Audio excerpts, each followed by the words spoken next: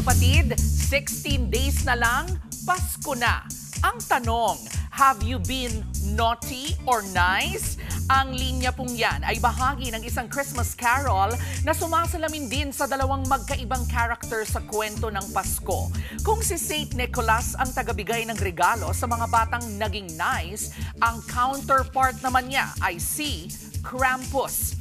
Ayon sa Central European legend, si Krampus po ay isang half-goat, half-demon monster na nagpaparusa sa mga batang nasa naughty list. Siya ang devilish companion ni Saint Nick at ang ibig sabihin ng kanyang German name na Krampus ay claw. Sinasabi na noong gabi ng December 5, magkasabay na dumating sina Krampus at Saint Nick na kalaunay tinawag na Krampus Night.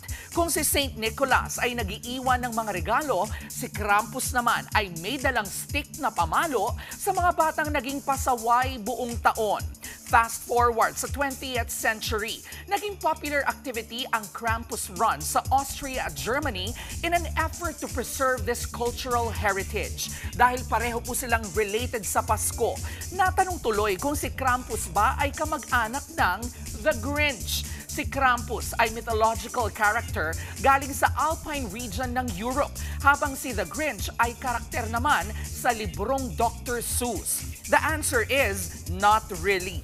Si Krampus kasi pinaparusahan ng mga batang hindi behave, pero si The Grinch nandidekwat lang po ng mga regalo. O ayan mga kapatid ha, Pasko man o hindi, dapat lagi po tayong maging nice. Hindi lang para mapasama sa listahan ni Santa, kundi dahil magandang katangian ang pagiging mabuti. At syempre, plus factor din ang pandagdag na K-alaman na maituturing din pong K-yamanan. K-okay.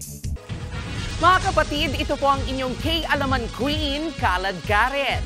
Always remember na ang K-Alaman ay K-Yamanan. Kaya para sa latest showbiz news at dagdag impormasyon, mag-follow at mag-subscribe sa social media pages ng News 5. K-Okay.